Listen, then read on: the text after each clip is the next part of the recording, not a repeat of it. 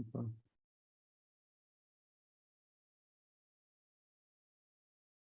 Olá, pessoal. Deixa eu ver aqui.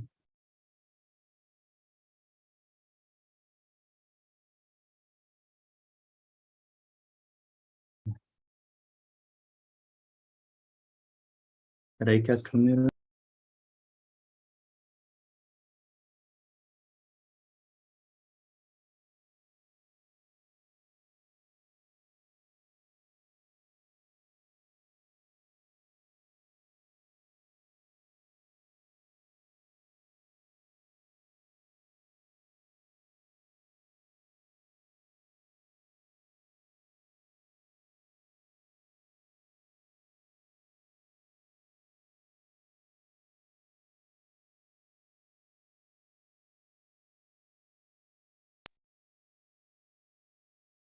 Olá, pessoal. Bom dia.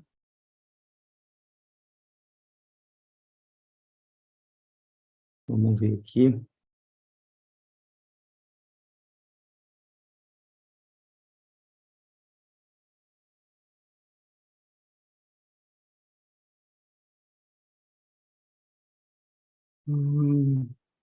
Colocando aqui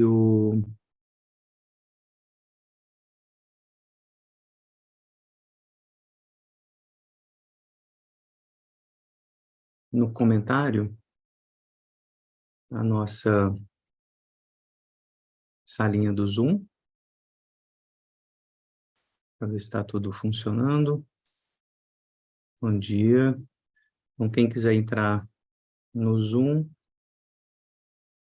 tá aí o endereço. Vamos compartilhar a tela aqui.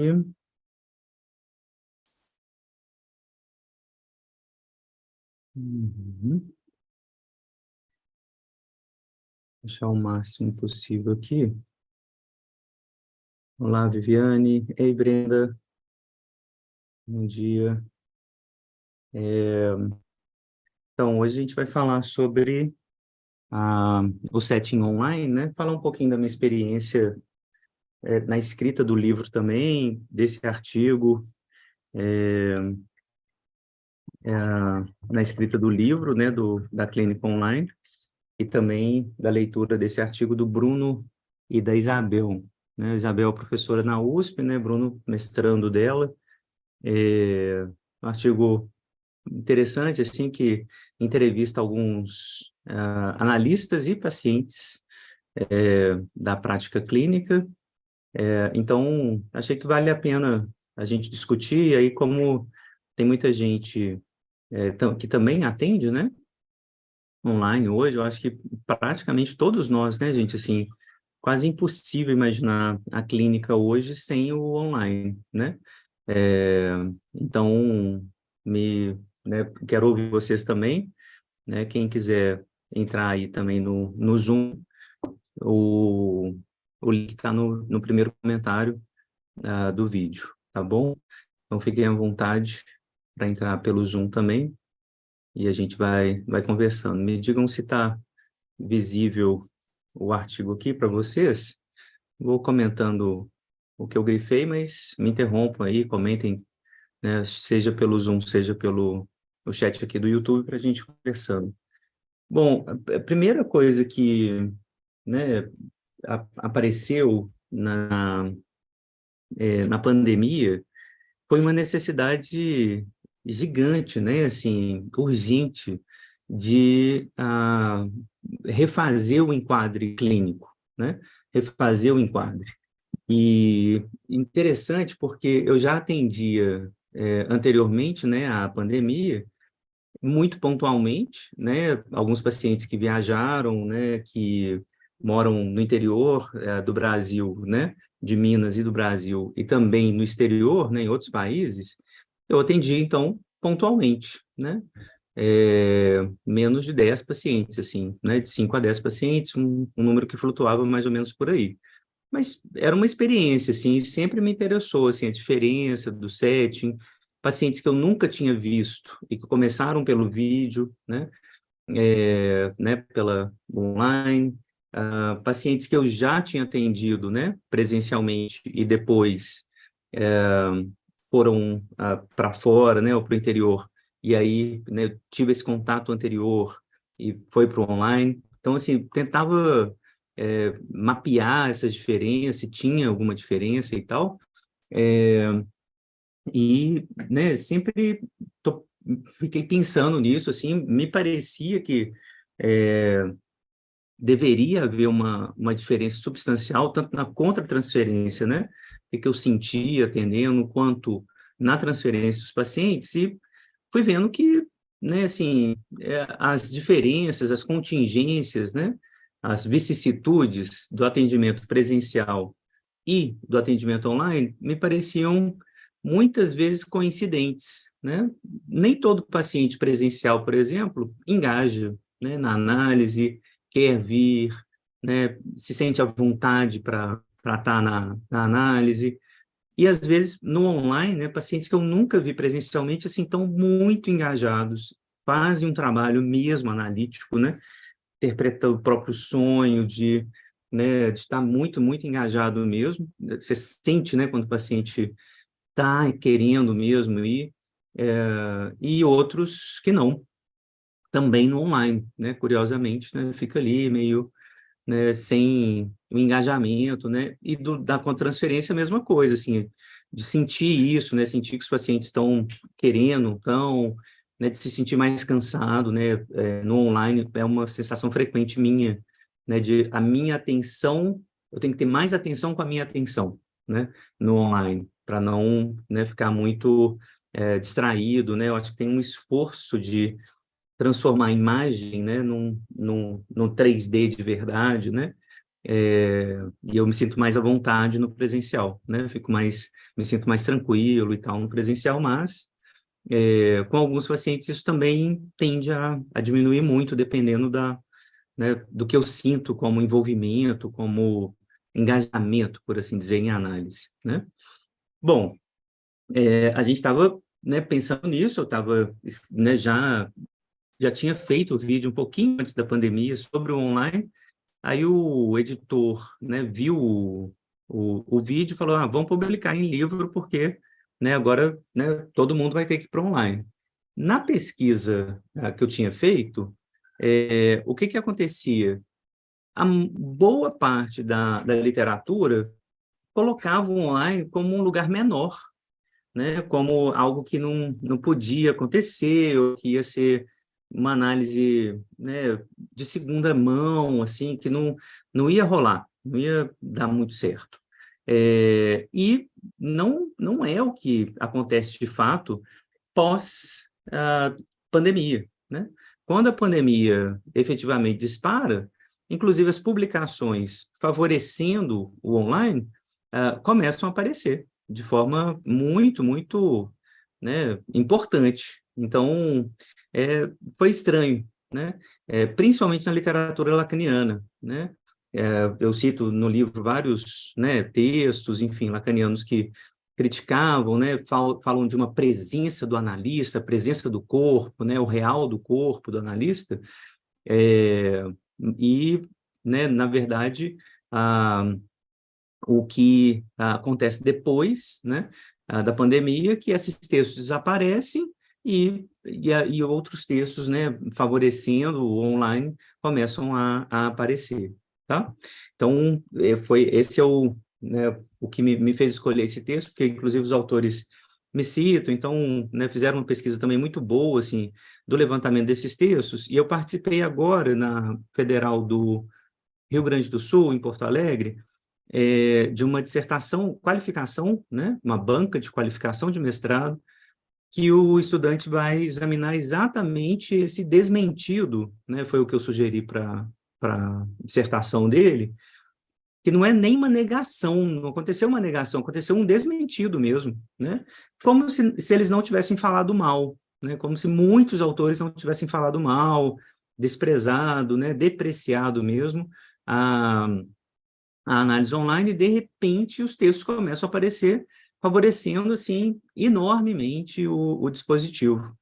Então, como se a história, né, da psicanálise, nesse exemplo, fosse interessante, assim, um exemplo interessante do que eu tenho notado há muito tempo, né, de um certo desmentido da posição profissional do psicanalista. Se der tempo no final do vídeo, a gente fala um pouquinho sobre isso, mas é como se nos textos clássicos de psicanálise, né, ao longo da história da psicanálise, o psicanalista nunca dissesse muito claramente o que é ter um consultório, quanto que ele ganha, como se distribui, né, o dinheiro, né, a riqueza, os pagamentos, né, no campo psicanalítico, né, como que se dão os trabalhos, né, na margem desse campo, por assim dizer, os trabalhos voluntários, né, nos ambulatórios, nas igrejas, como que se articulam, né, com várias instituições, né,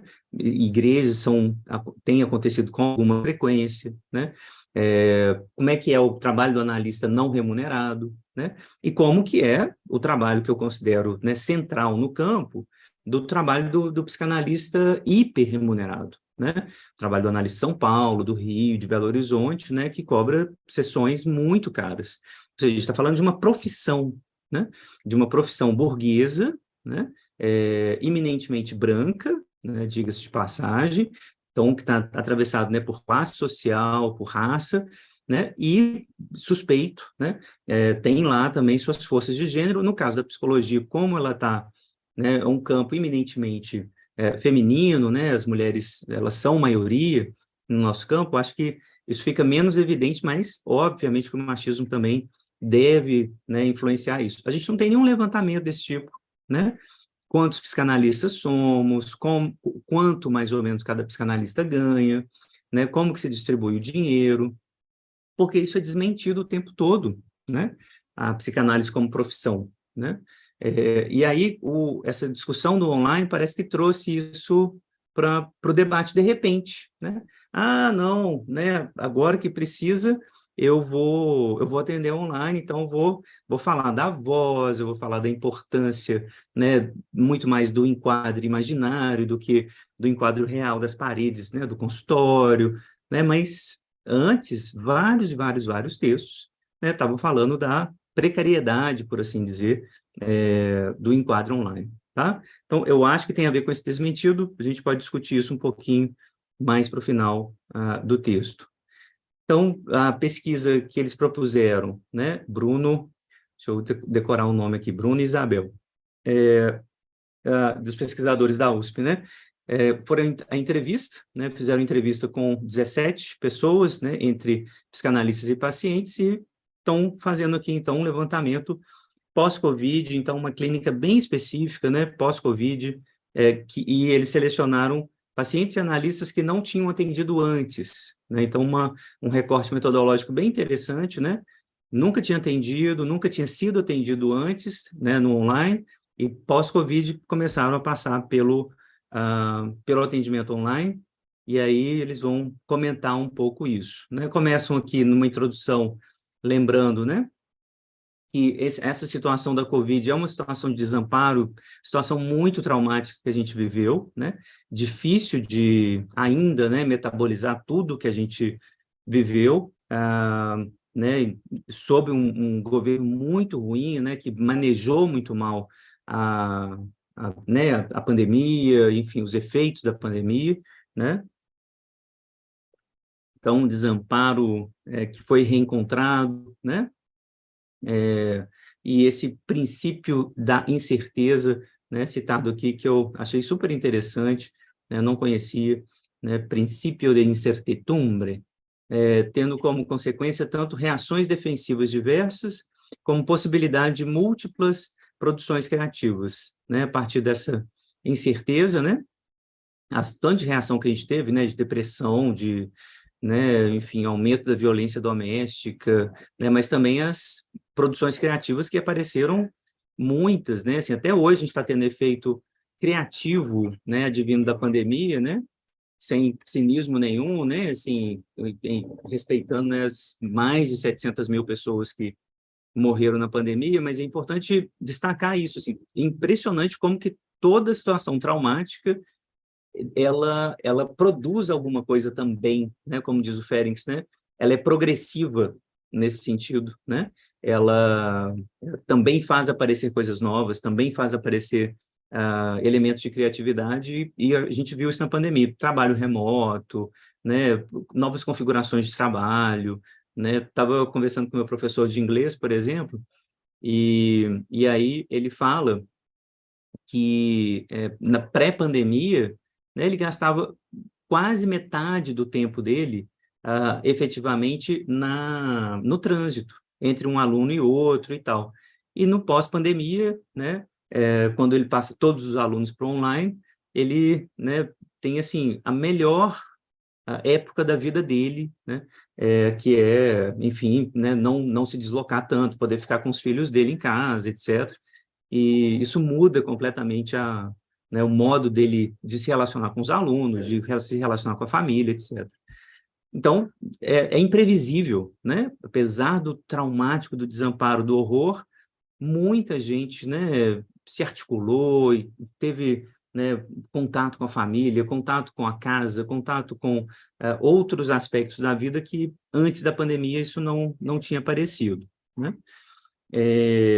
Mas, de qualquer forma, né, evento trágico que, no que tange a psicanálise, né, obrigou a gente a repensar, né, o enquadre, né, obrigatoriamente.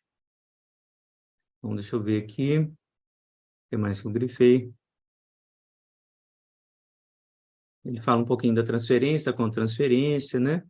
Essa citação do Freud, né, que eu grifei aqui, né? Estamos quase inclinados a solicitar que o médico reconheça e domine essa contratransferência dentro de si, né? Quase inclinados a solicitar. O Freud, ele nunca admitiu com toda a veemência, né, com toda a força, a contratransferência, né? Tô quase inclinado a solicitar que a gente controle esses afetos, né? Tem que controlar e tem que ir para análise, para supervisão. E aí, a partir dessa página, na 407, eu grifei os dois últimos parágrafos, que diz assim: o Figueiredo, né, o Luiz Cláudio, né, escreveu algumas coisas também, né, durante a pandemia, o Luiz Cláudio Figueiredo, em análise detalhada sobre como a situação analisante é afetada nos atendimentos remotos, sustenta que há diferenças consideráveis entre o que se discutia sobre a modificação de enquadre, bem como da elasticidade da técnica, e o impacto que a pandemia representa ao setting no campo psicanalítico. Né, tá aqui o Belo, né, argumenta que o setting virtual também se torna um objeto libidinal, acrescentando que é o analista quem vai garantir a constância desse enquadre, zelando pela permanência da associação livre e fará interpretações no sentido de fazer aparecer o funcionamento do processo primário. Tal tarefa, evidentemente, se dá em transferência e pode ocorrer tanto presencialmente quanto no online. Então, essa é a minha tese, né? Pensando na elasticidade da técnica também, como o Luiz Cláudio pontua, eu, no livro, né, eu me baseei muito nesse esquema da Tina, vou tentar mostrar para vocês aqui, que é como, deixa eu ver se está aparecendo aqui no... Deixa eu ver aqui, deixa eu parar de compartilhar um pouquinho, para o desenho ficar maior. Então, olha só, vocês lembram do esquema do Freud, né? Do aparelho psíquico, está aqui, né? Esse é o esquema dele, que ele desenha na interpretação dos sonhos, no capítulo 7, na entrada do aparelho, passa pelo inconsciente, pré-consciente, vai para a consciência. Esse aparelho, na verdade, ele está desenrolado, né? Ele enrolado, pensado enroladinho, é uma tina, é um barril. É como se fosse um barril, e é isso que o Laplanche desenha na problemática dele, problemática da transferência, tá? Então, o Laplanche, ele vai propor, essa minha interpretação, ele vai propor a ideia de que a análise, o enquadre, é essa tina, ou toma como modelo essa tina. O que é essa tina, né? A tina é a representação do aparelho psíquico, né? Então, é esse barril, o Laplanche brinca, né? É como se fosse aquele ciclotron, né? Aquela enorme estrutura né, que a gente tem alguns laboratórios onde as fisões nucleares podem ocorrer lá dentro de maneira segura, né? Então, um ciclotron, né, é uma tina, é um barril, né? É essa imagem que a gente tem da vida psíquica mais ou menos fechada, né, com a abertura perceptiva, né, os olhos, enfim, todas as percepções, né, que dão abertura para a vida psíquica, e a saída, né, também pelo mesmo lugar, por assim dizer, né? Então, é uma tina aberta, né, um barril aberto, né, onde acontece os fenômenos psíquicos. Modelo absoluto do que acontece dentro da tina, o sonho. Esse é o modelo absoluto, né? Esse é o nosso paradigma, né? O que é a vida psíquica? Qual que é o elemento fundamental, né, que a gente tem que reconhecer como elemento paradigmático da vida psíquica? O sonho, né? É algo que acontece dentro da tina, a partir dos processos que só são possíveis dentro da tina, dentro aqui entre aspas, né? Porque a gente imediatamente começa a metaforizar, né? Essa metáfora vai ganhando uma consistência tópica, né? De nos colocar a tina, né? Dentro da gente e dentro da tina esses processos primários, né? Que são os processos próprios do inconsciente, tá? Era isso que eu estava falando, então, nesse contexto. Então, voltando aqui, né? Eu vou fazer, né? O sujeito vai organizar a tina para pensar esses processos primários aqui dentro, né?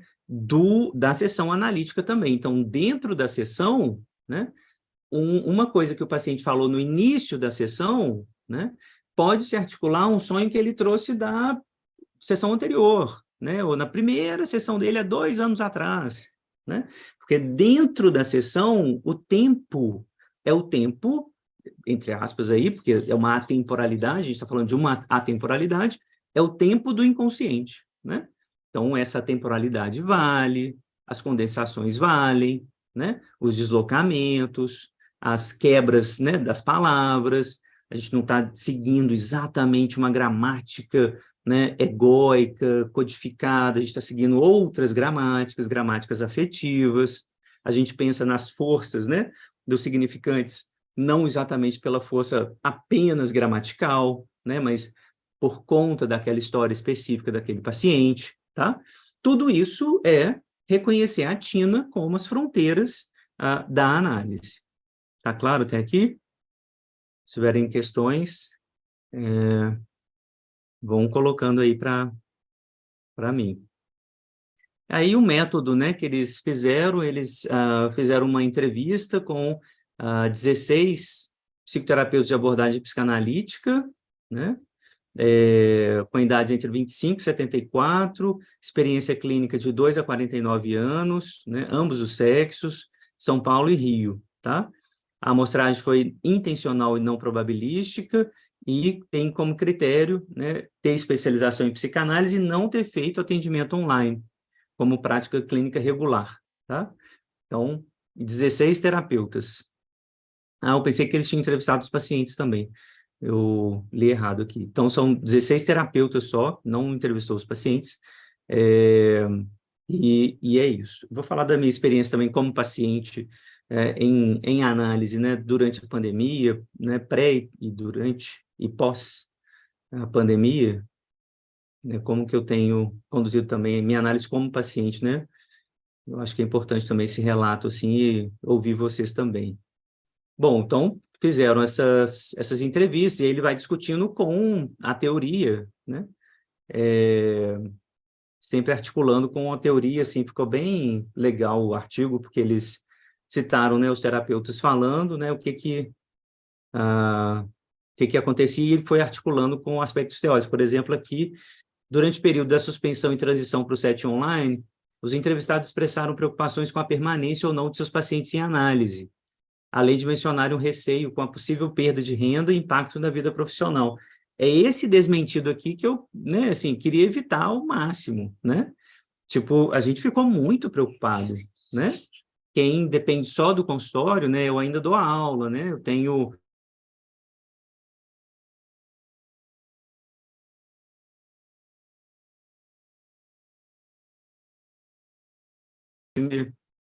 mas o consultório é indispensável, né, para eu sobreviver, né? É, e isso também foi motivo de preocupação, né? E para muitos colegas que só têm consultório, né, isso foi, assim, pesadíssimo, pesadíssimo, né? O medo, o que ia acontecer, né? Se os pacientes iam querer ou não, né? Então, quando começou a história, por exemplo, participante 11 aqui, né? Em que tive que interromper os atendimentos, eu fiquei mal e preocupado. Como é que vai ser minha vida profissional agora? O que eu vou fazer com os meus pacientes? Trabalho com pacientes muito graves, né? Pacientes psicóticos, drogaditos, pessoas com uma patologia grave, casos severos. Especialmente com esses casos, fiquei muito preocupado. Como é que eu vou fazer? Como é que vai ser esse trabalho? Né? Foi uma surpresa fantástica, rolou bem, tem rolado bem, mas no início eu fiquei sem dormir algumas noites por estar bem preocupado mesmo. Eu também ouvi isso, né? Com alguma frequência.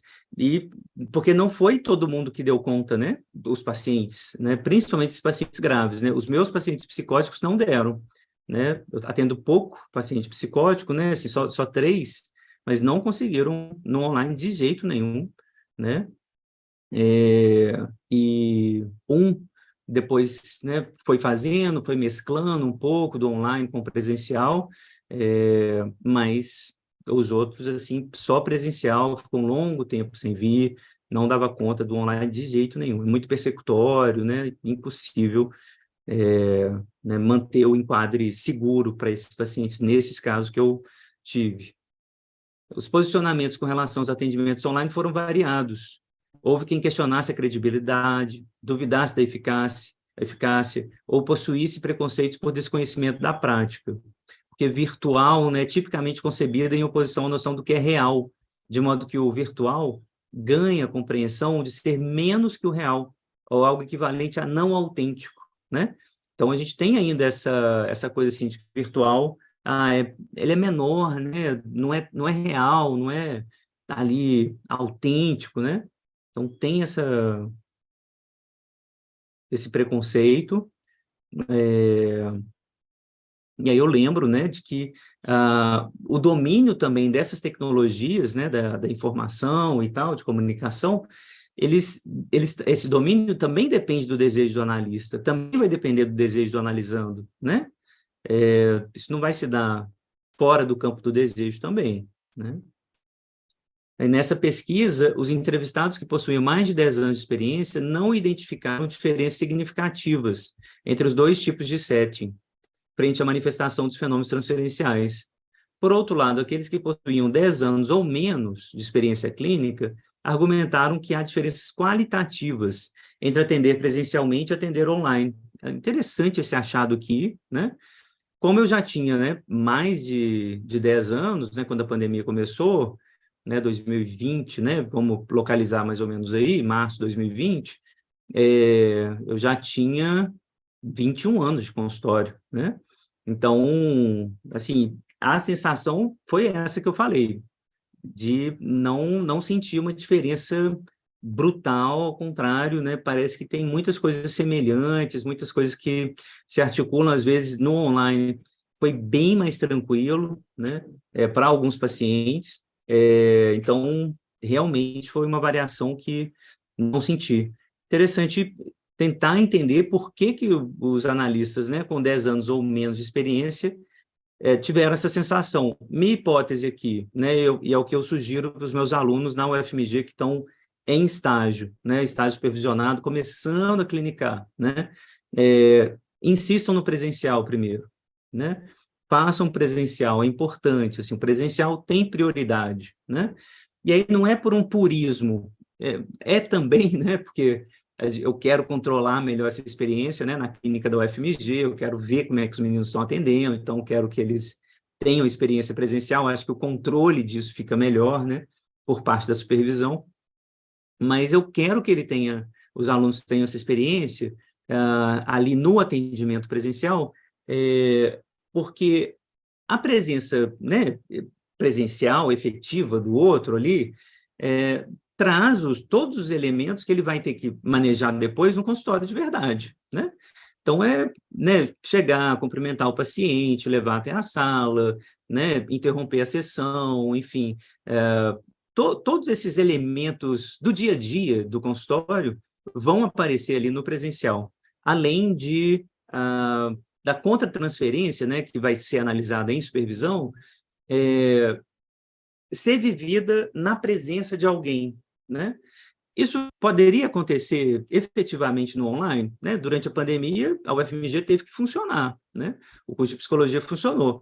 Na supervisão que eu fazia, né, dos atendimentos online, né, que a gente, né, ficava cheio de dedos, né, assim, com muito medo, ficava com receio disso, né?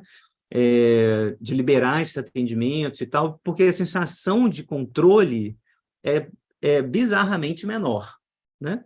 Como é que estão sendo as sessões, se os pacientes estão tendo a garantia do sigilo, né, se os alunos estão atentos a isso, no cuidado, né, com o sigilo das sessões, enfim, parecia que o meu controle de supervisor estava sempre menor, eu não conseguia né, controlar a situação como um todo. Está todo mundo ali dentro do campus, né, dentro do SPA, né, que é a clínica escola da UFMG, está todo mundo atendendo, eu estou vendo, né, eles entrando, saindo da sala, né, pegando a chavinha, né, indo para a supervisão, parece que o controle é maior, né? Então, me parece um pouco ilusório, mas um pouco também disso que eu sinto e senti, né, dando aula online e dando aula presencial.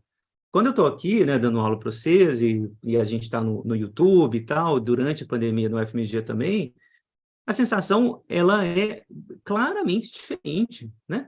De estar na sala de aula, do intervalo os alunos chegarem, perguntarem, né? Do olhar, né? Enfim, do contato, né? Principalmente esse contato entre a aula e o corredor, o intervalo, né? Os alunos chegam, eles perguntam, eles ficam mais à vontade. Aqui não tem essa coisa do intervalo muito, né? Parece ter muito mais inibição no online, né? As perguntas, né, apareciam bem menos no online do que no presencial, né? Na minha experiência em sala de aula, o FMG, tá? Então, acho que essas diferenças existem, não dá para negar, né, que existem, então a gente precisa continuar ainda pensando, assim, quais são as diferenças, o que o presencial produz, o que o online produz. Então, diferenças positivas e negativas, tá, gente? Assim, não é... o que eu quero apontar é mais para isso, assim, de que tem muita pressa em apontar a diferença para o negativo do online. E eu insisto, na minha experiência, né, que eu tenho ouvido, tem uma diferença para o positivo. O online fez aparecer coisas muito interessantes, muito boas, muito produtivas, criativas, também no setting psicanalítico, tá? Então, queria insistir nisso. Uma pandemia enquanto fator comum, ele acrescenta esse participante, olha só, participante 6, mais fácil que o analista fique no concreto, sendo mais difícil lidar com aquilo que o paciente traz, pensar com esse traz como um objeto para análise. Ele acrescenta que esse compartilhado que está sendo vivido dificulta a capacidade de abstrair a partir daquilo que o paciente traz como narrativa do concreto para escutá-lo. Ah, tá. Ele está falando aqui dos dois estarem vivendo, analista e analisando, vivendo a pandemia, e aí a gente confundir isso, né, assim, e não abstrair daquilo que o paciente está falando, e ele cita o terror da Argentina, que também foi citado, né, assim, de analista e analisandos estarem vivendo, né, na mesma situação política e não poderem comentar ou abstrair disso. Parece que o peso, né, da realidade está, né, duro, né, assim, demais, e não pode ser compartilhado, né, de outra forma, né, assim, de forma abstraída, né, porque a gente está sempre pensando, né, quando o paciente fala, sei lá, do patrão, ou do trabalho, ou da namorada, ele está falando também de muitas outras coisas, né, da relação com os pais, da relação com o filho, enfim, daquele sonho, daquele desejo, né, quando estou falando lá da minha relação com o FMG, eu estou falando, né, da minha relação com meu pai, estou falando porque está dentro da TINA, está dentro do processo primário. Então, quando eu falo, né, de X, eu estou falando de Y, de A, de B, de C, né? Porque o processo primário funciona dessa forma.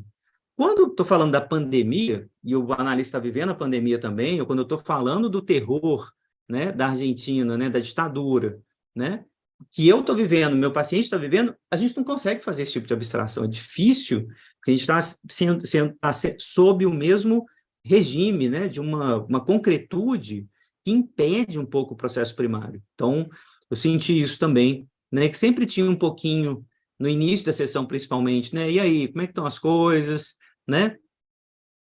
E a gente falava dessa coisa muito concreta mesmo, né? Saudade de sair de casa, saudade de ir para o clube, saudade de, né, ver os amigos, né, meu avô está no hospital, minha parente está no hospital, né, um amigo meu morreu, enfim, a coisa muito concreta no início, e depois a gente consegue soltar um pouco, né, voltar para as associações LIS, mas isso, compartilhar esse horror inicial pareceu uma coisa muito comum durante a pandemia. Renata, voltei ao atendimento na pandemia, fiquei uns anos somente no ambulatório público e retornei somente online. Percebi que os pacientes com experiências cotidianas online se engajam mais facilmente. Também percebo isso, né? E hoje o online, né, Renata, assim, a gente está o tempo todo, né? Meu filho, né, que tem 12 anos, assim, o tempo todo. Ele viveu a experiência da escola online, né, que foi muito ruim, né? Eu não gostei, assim, dele, né, na escola online. Ele também não gostou, né, de faltar de, porque ele tinha 10 anos, né? Então foi uma coisa, um período muito ruim, né? Tem a coisa muito física, né, de brincar, de correr, de jogar bola, nadar, né? Ele é muito ativo, né? E em casa, e aula no iPad, né, no computador, assim, foi muito ruim, muito ruim. Mas ele está no online o tempo todo, né? Então, a partir, né, dali, né, a escola mantém algumas atividades no online, por exemplo, né, no Microsoft Teams, né? Então, as atividades estão lá, tem que mandar algumas atividades via online, né? Já está no Instagram, né? Está começando a adolescência, então já está no Instagram, já está o online faz parte, né? Tem um pai que está no YouTube, né? Então, isso acaba, o online vai atravessando a nossa vida, né? Interessante. Você tinha essa fantasia de que precisava conhecer o paciente pessoalmente primeiro, né? E isso vai se desfazendo no caminhar do atendimento. Eu também tinha essa sensação. Eu que estava, e também aparece descrito nos artigos que eu li, de que se tiver online, faz um primeiro tempo presencial, né, garante a consistência da transferência, depois, né, você vai para online e tal. Tinha um pouco né, essa indicação clínica, né, no certo sentido, assim, de fazer o presencial primeiro para dar uma garantida, né, uma base, mas efetivamente, né, não não passa por aí, né? Pode começar direto no online, porque a transferência vai se fazer ou não, né? Ela vai se fazer ou não. É, mas quando, enfim, durante o horror, né, de fato, é, a atenção flutuante fica difícil, né, pelo horror que a gente estava vivendo. E aí, interessante elas citarem alguns participantes, assim, do impacto, né, é, sobre as analistas, os analistas. Ele usa metáfora forte aqui, né, um texto muito bonito do André Green, um texto super importante. Queria ler com vocês, assim, pena que não tem esse texto online, né, publicado de forma oficial, assim, que é a metáfora da mãe morta, né, é um texto muito importante para a gente ler junto, que alguns analistas, né, podiam se sentir assim, né? Ela diz perceber que em dado momento tornou-se essa dead mother para seus pacientes, desinvestindo nas crianças em qualquer tipo de envolvimento emocional e libidinal, embora permanecendo presente e performando os deveres parentais. Aí a citação aqui eu achei importante. O mais triste para um bebê, em seus primeiros momentos de vida, é deparar-se com uma mãe deprimida, que responde às suas necessidades de forma automática, sem libido, sem desejo, sem vida, deixando ao bebê a quase impossível tarefa de se constituir como um sujeito desejante a partir daí. O perigo é que, segundo o que nos informa André Green, como analistas, podemos nos esconder atrás de uma falsa noção de objetividade ou de neutralidade e responder às necessidades vitais dos nossos pacientes desse lugar morto e fazê-los reviver a experiência da mãe morta que em nada auxilia o seu caminhar. Então, né, assim, posição super delicada essa, assim, mas uma discussão super importante. Deixa eu ver, qual artigo que é esse? Maia e Pinheiro. O artigo parece interessante, né? Olha só, depois vou dar uma olhada, ver se a gente lê isso junto. Um psicanalista fazendo outra coisa. Reflexões sobre o SET na psicanálise extramuros. Legal, pode ser bacana da gente ler junto. Em 2011, vou dar uma olhada e vejo se rola. Aí, deixa eu ver onde que eu estava. Estava aqui.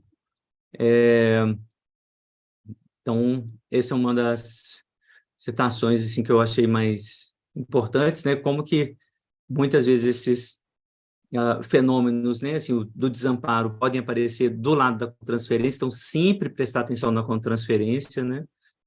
E eles passam a discutir exatamente a transferência com transferência. Questionados quanto aos fenômenos transferenciais, a maioria dos entrevistados percebeu pouco ou nenhuma modificação, foi o que eu vi também, né, sem modificações graves, né, a não ser nos casos graves, né, que realmente ficaram mais persecutórios e tal, não conseguiram.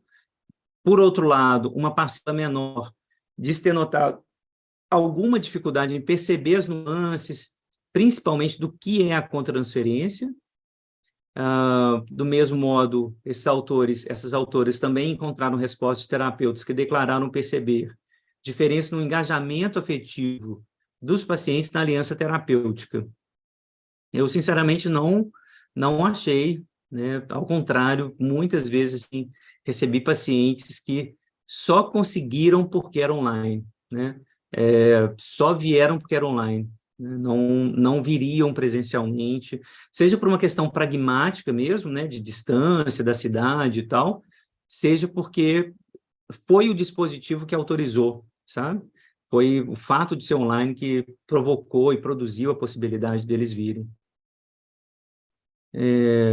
A partir dessas entrevistas, essa mudança provocou um desconforto para alguns pacientes. Foi isso que me deu a impressão que ele tinha entrevistado pacientes também.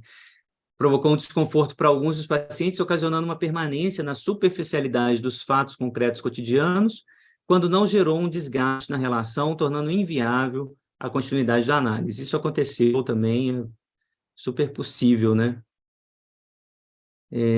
Zimmermann alerta ao fato de que a situação analítica não cria transferência, apenas propicia sua redescoberta, bastante facilitada pela instalação do setting, que favorece algum grau de regressão do paciente por meio da intimidade. Concordo que o Laplanche tem uma perspectiva da transferência multifacetada, né? Assim, em múltiplas camadas, por assim dizer. Você tem essa transferência que a Zimmermann, eu não sei se é o David Zimmermann ou outra Zimmermann, mas enfim, que é uma transferência automática, por assim dizer, que está acontecendo o tempo todo, né, que o Laplanche vai chamar de transcendência da transferência, então a transferência está acontecendo o tempo inteiro, né, e vai acontecer na análise também, ou na sala de aula, enfim, né, vai acontecer o tempo todo, mas tem uma transferência que o analista provoca. Então, vou só colocar essa observação aqui, tá? Tem uma transferência que o analista provoca, né? O analista vai provocar isso que ele vai chamar de transferência em oco, né? Que eu prefiro denominar de transferência com enigma, né?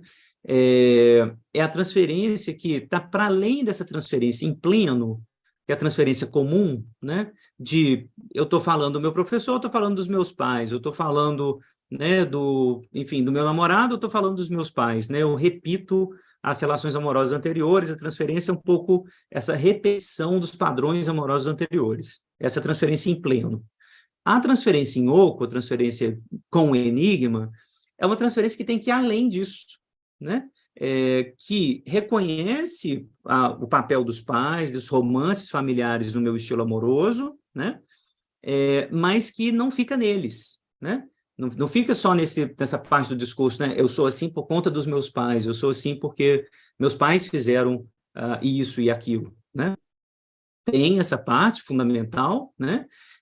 Mas vai além disso, né? Os restos das excitações, o reconhecimento, né, de que os pais têm consciente também, de que eles não fizeram tudo conscientemente, de que tem coisas nessa cena, né, com os pais, os romances familiares, que vão muito além, né, da consciência. Então, a transferência com o enigma tem a ver com isso, e isso é o analista que produz com mais eficiência. Isso não se dá muito no automático, tá? Só uma observação, então, sobre esse não criar a transferência, né? Assim, tem um aspecto que o analista precisa agir ativamente, né?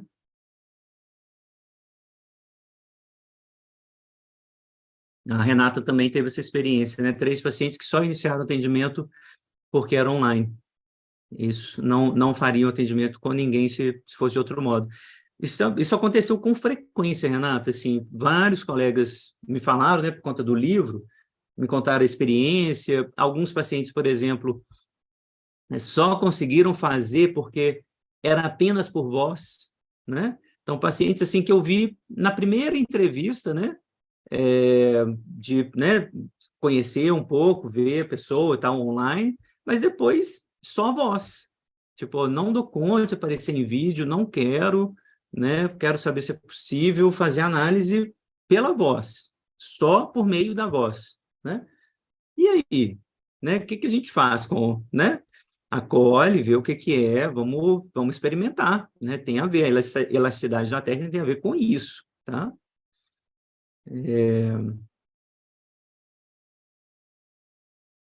Então, transferência com transferência vai aparecer, né? A Brenda, percebi que o aparelho celular, o computador, mediava algo do real, facilitando as associações. Mas, para mim, enquanto paciente, ainda sinto um certo incômodo no online, como se faltasse algo. Eu também tenho essa... é muito diferente quando eu vou, né, no consultório do meu analista, chego, né, dou um abraço, tomo um café, né? Tem essa coisa, me parece, né, de um acolhimento maior e melhor. Minha sensação, né, transferencial, né? Meu analista é muito carinhoso, né? A gente tem uma relação já muito bem estabelecida. Então, tem isso, né? De eu gostar também do consultório dele, esse espaço mesmo, né? Que dá essa sensação de conforto, e o caminhar, né? Eu vou a pé, né? Quando eu vou, então eu vou para o consultório a pé dele, volto, né? Ou dali eu já vou para o clube, que é do lado, né? Então, assim, tem uma experiência no caminhar, de ir pensando também, tem uma experiência de estar tranquilo indo para lá, né? E a experiência que eu sinto aqui de casa, né, fazendo online, que é um pouco parecida com essa que está sentindo, Brenda, assim, parece que falta alguma coisa, acho que é menor, mas, enfim, do ponto de vista das associações, né, do que eu trabalho na análise, assim, eu me sinto trabalhando muito, assim, em análise mesmo no online, né, então, trabalho, tem as associações, entro mesmo em associação livre, mas o conforto passa mais por isso, na minha experiência. Então, eu queria ouvir vocês também, assim, o que que vocês sentem, né? Porque a sensação é mais, assim, do acolhimento, do conforto, que é como eu sinto também que eu recebo os meus pacientes, né? Água, café, a cadeira, né, macia, gostosa, o ambiente, né, tranquilo, silencioso, enfim, tudo isso eu acho que vai, né, a quebra na rotina, eu acho que isso compõe, né, o enquadre, isso vai compondo o enquadre. Então, tem alguma coisa, tá vendo, assim, que, de fato, a gente, se para algumas pessoas isso é o mais confortável, para outros, né, pacientes, escrevem claramente o desconforto, né, disso, do que me traz muito conforto, que é o caminhar, né, ou se deslocar para outro lugar, perder esse tempo, né, do deslocamento e tal, para pacientes, né, o relato disso, assim, nossa, perdi muito tempo, é meia hora para vir para cá, meia hora para voltar, uma hora que eu perco, lá. Claro que isso entra no sintoma, né, mas tem alguma coisa de real também que a gente precisa acolher. O que mais que eu grifei? Na 418, é, aos participantes que declararam perceber diferença nos jogos transferenciais, eles disseram que o espaço da própria análise da supervisão foram fundamentais, realmente eu vi isso, sobretudo para ser capaz de discernir entre aquilo que é do paciente, aquilo que é do analista, aquilo que é da dupla, aquilo que é do contexto, aquilo que é interferência do dispositivo. Esse foi um dos grandes problemas, a interferência do dispositivo, né? Principalmente no que tange ao silêncio. Isso eu acho uma diferença que, por conta da internet no Brasil ainda ser muito ruim, né? O silêncio ainda é um problema, né? Eu sinto isso. Tanto fazendo análise quanto sendo analista. Porque muitas vezes a gente está na dúvida se a imagem congelou ou não, se a conexão está lá ou não. Não tem imagem, por exemplo, estou só no telefone, né? E aí o paciente faz muito silêncio, está conectado ou não está? Né? Quando não tem muito ruído, né? Quando a conexão está boa e você faz silêncio, assim, uai, está lá, está fazendo silêncio, não está? Né? Muitas vezes tem essa confusão. Então, com o paciente presencial, não, você está vendo, você está, né? Você está ali. Então, eu acho que tem essa questão importante, né, da gente analisar.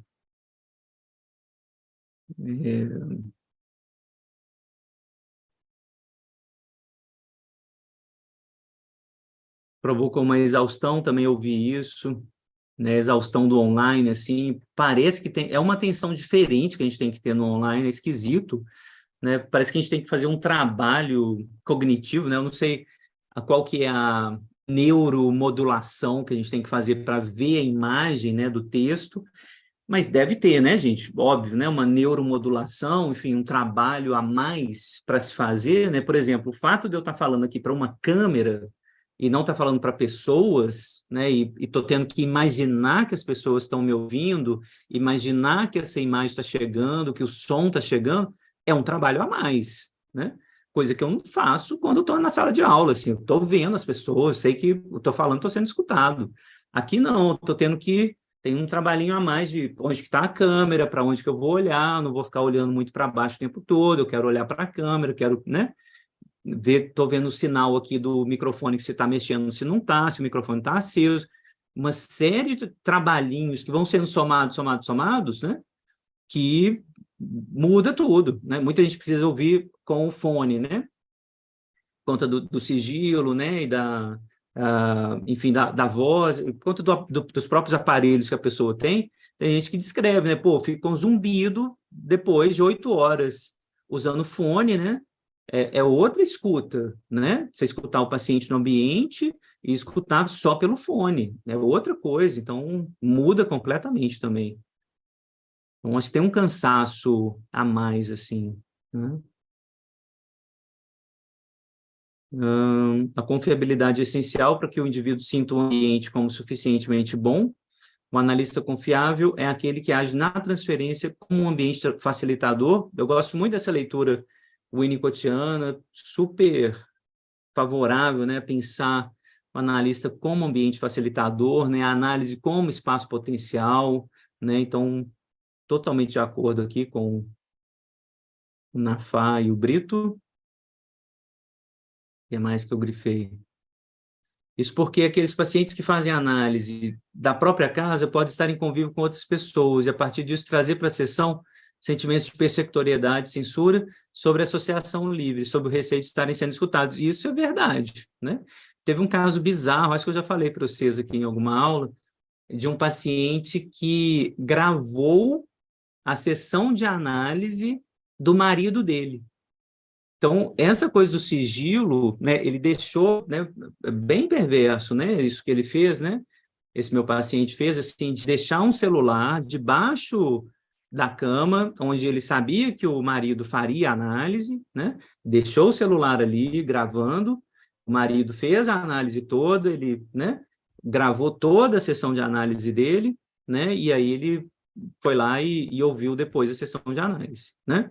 Enfim, uma cena terrível, né? Assim, muito ruim, conversamos muito sobre isso, né?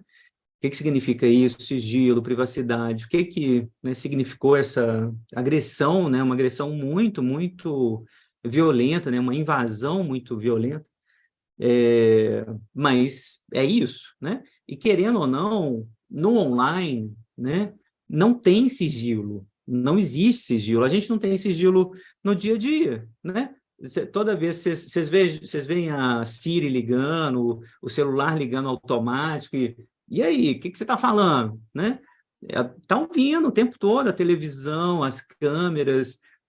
Para quem é persecutório, né, o mundo contemporâneo é um horror, porque, de fato, a gente está sendo filmado, ouvido, né, os algoritmos estão vendo tudo que a gente está pesquisando na internet, etc. Tá? Então, assim, é bem, bem punk. Tá? Que mais? Os momentos de silêncio foram incômodos, né? E difícil de sustentar do que de costume. Foi mais incômodo. Isso eu senti demais e ainda sinto. Tá? A questão do silêncio é o que mais me chama atenção, assim, porque podem se cruzar e se confundir com as falhas e interferências de conexão na conexão com a internet, dando a sensação que o sinal foi perdido. Isso é bem ruim de tentar, né? Tá vendo o cansaço a mais? Porque aí a gente tem que tentar diferenciar o que é silêncio da conexão. Se o paciente fica muito quietinho, gente, assim, parado,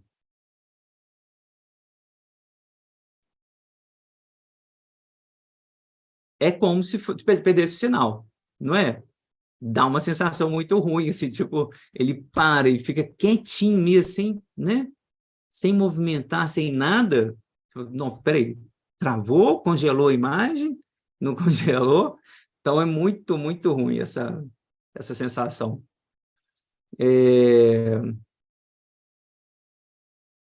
Mas, de maneira geral, eles concluem, né, da mesma forma que muitos textos têm concluído, né, eu, Luiz Cláudio, né, todo mundo que tem consultório há mais tempo, está pesquisando isso há mais tempo, né, a sensação de que a situação analítica pôde ser instaurada com êxito, né? Não sem a ocorrência de interferência, de intercorrência, de invasão. Claro que aconteceram muitas coisas que a gente foi analisando e foi, né, mantendo o enquadro. Então, foi isso que eu grifei, né? Eles não tiveram um contato antes, foi uma diferença.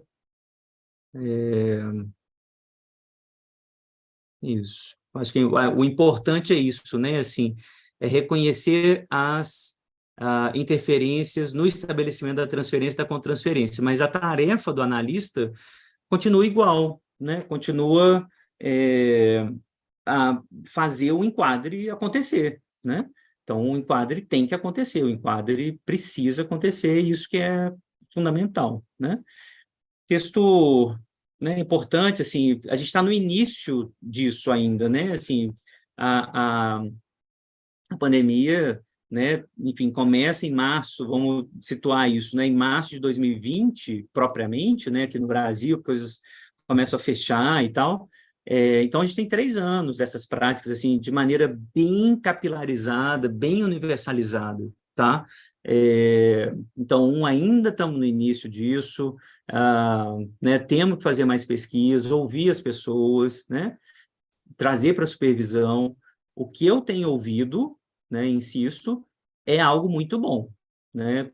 Tipo, a balança é claramente positiva, né? Muita gente que não poderia fazer análise, né, agora pode. Só um detalhe, gente, né, antes de terminar. Eu sou diretor clínico lá da escola, né, da clínica escola da UFMG. Os pacientes de lá é classe popular, gente muito sem dinheiro, né? A passagem de ônibus aqui em Belo Horizonte está indo para R$ 6, praticamente 7, 6,90, 6,80, tá? R$ 7, assim. Isso é um negócio, assim, absurdo, absurdo, né? 6 para ir, 6 para voltar, entendeu? Para gente que precisa de 10, R$ 12 por dia, né? Num dia, que faz muita diferença, né? Isso é uma refeição ou duas na vida de algumas pessoas. Isso conta muito, isso conta muito, entende? E hoje o celular é acessível, ele é mais barato, né? Um plano de celular, um cartão, né, de celular, ele é mais acessível. E aí você dá acesso para essas pessoas fazerem análise.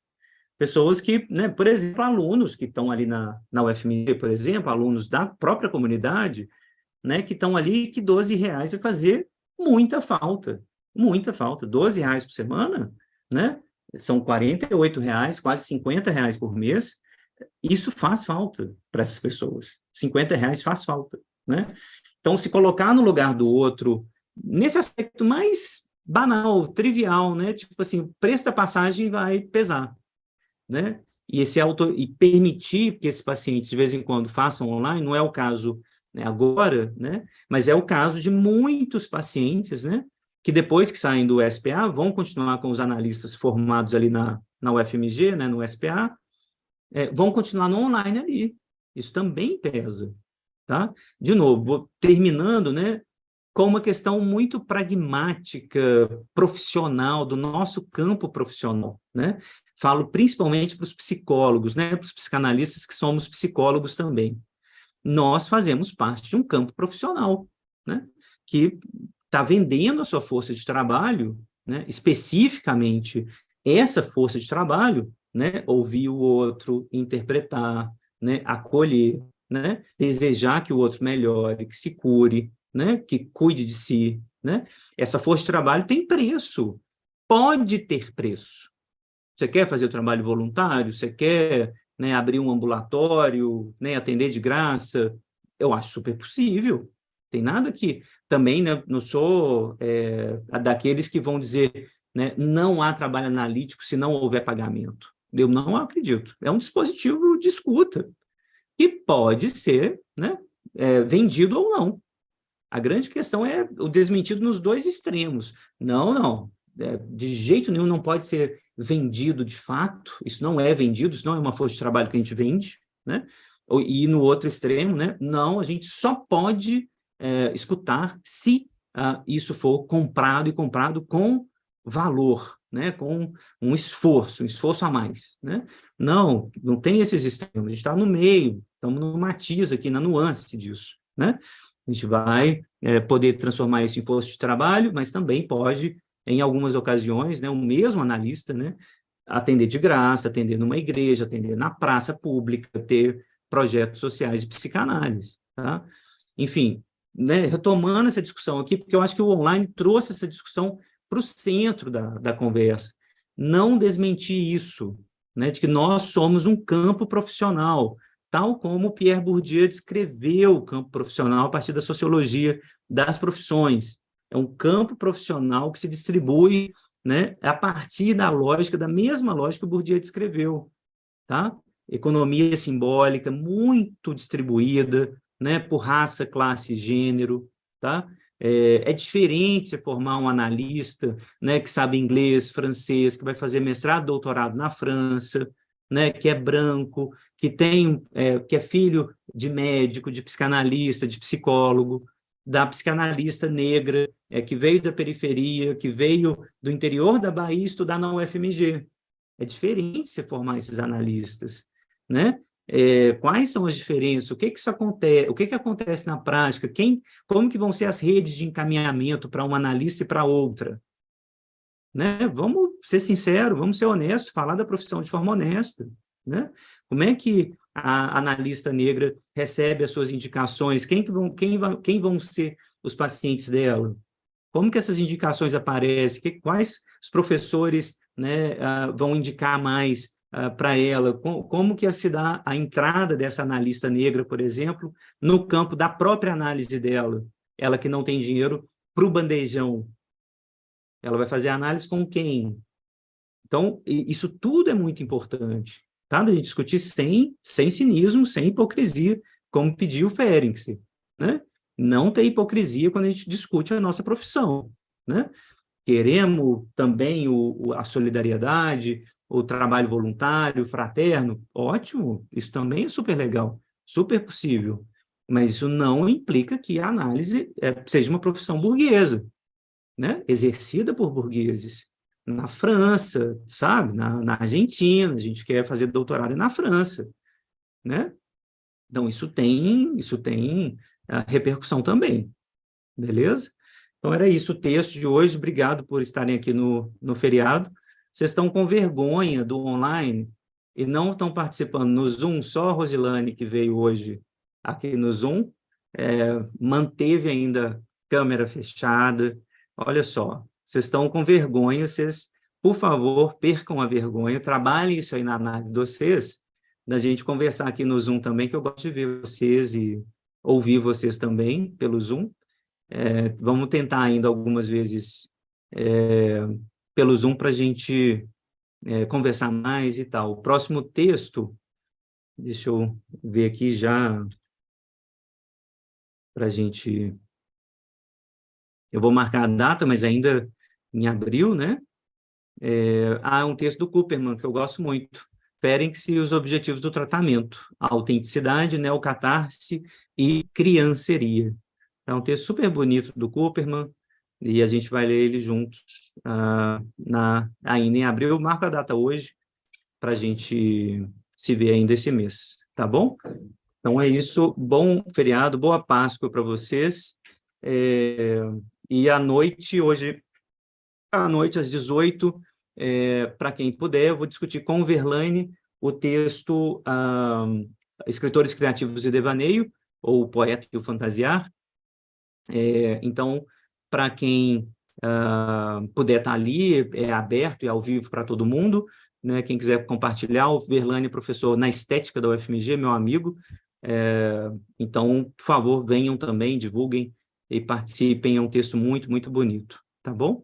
E percam a vergonha e venham na próxima para o Zoom para a gente conversar um pouco mais de presença.